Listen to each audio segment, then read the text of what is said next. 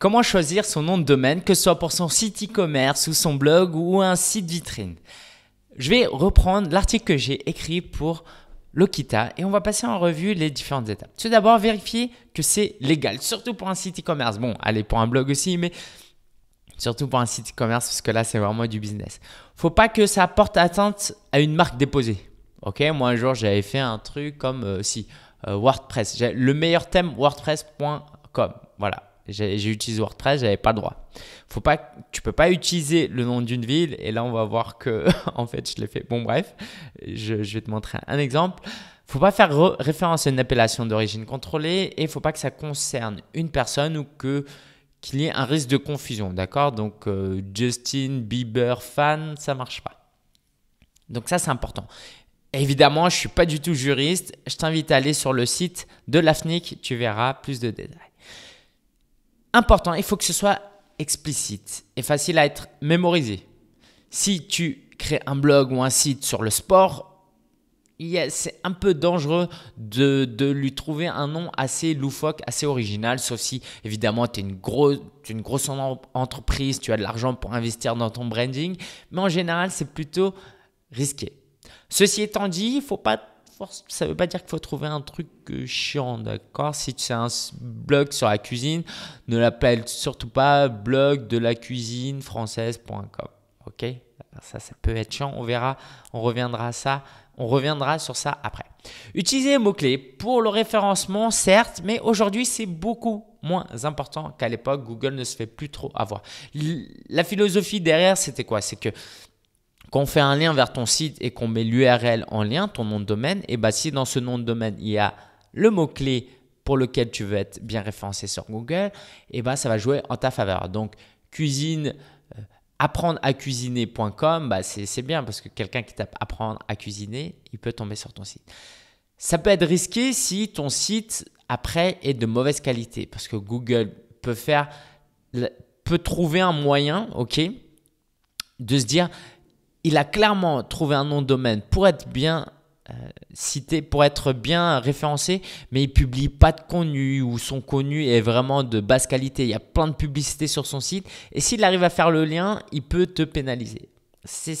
Pour un petit site, il ne faut pas trop avoir peur, d'accord? Il ne faut pas être parano, mais il faut juste garder ça en tête. Donc, utilisez des mots-clés que si c'est pertinent et si ça ne gêne pas trop le branding. Donc, oublie le apprendre à cuisiner facilement.com. Ça, c'est mort.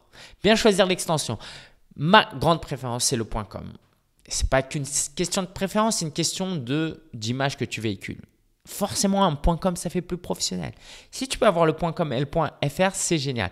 Mais si tu prends le .fr parce que quelqu'un a déjà le .com et le .com, c'est un site super développé et que toi, tu débarques dans plus ou moins la même thématique avec .fr, bon déjà, c'est peut-être pas légal, mais ça peut prêter à confusion. Et la pire chose qui puisse t'arriver, c'est quelqu'un qui veut aller sur ton site, tape .com à la fin et va sur le site de quelqu'un d'autre. Ce serait vraiment dommage et c'est fatigant de préciser sur le .fr pour bien signaler que c'est pas le .com, d'accord?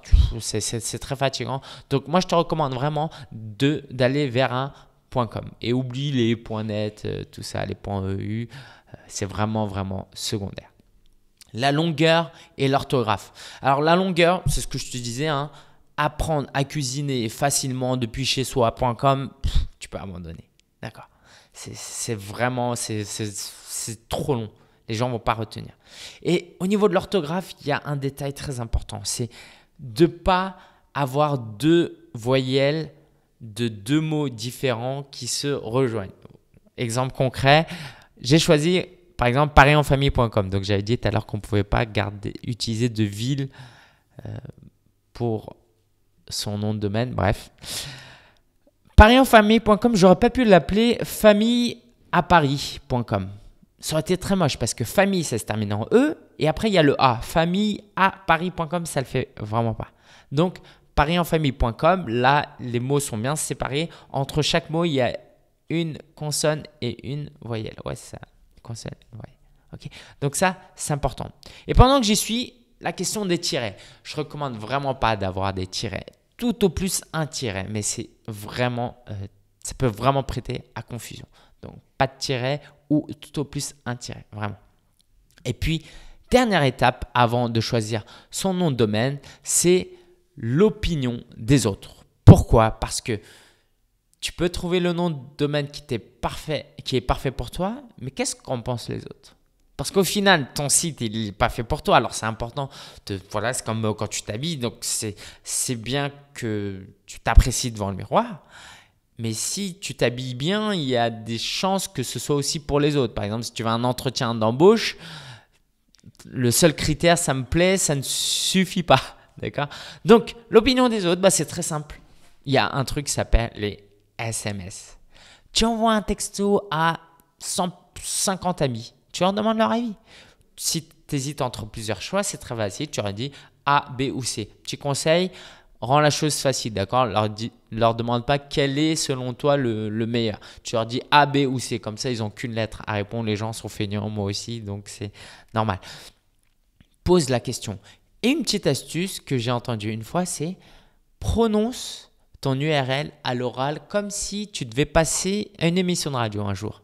Est-ce que apprendre à cuisiner facilement avec son four.com, tu es à l'aise avec, ou schmulbik.com, est-ce que c'est joli? Est-ce que c'est facile à retenir? D'accord? Donc, si oralement, quand tu le prononces, ça fait froncer les sourcils de l'autre personne, peut-être qu'il va falloir que tu changes de nom de domaine. Voilà, si tu as des questions, n'hésite pas à les poser si tu veux mon avis. Le problème, c'est que si tu poses des questions, il y a des chances qu'on puisse te piquer ton nom de domaine. Donc, envoie-moi un email à lingen@sia.fr. Allez, ciao! Comment choisir le nom de ce...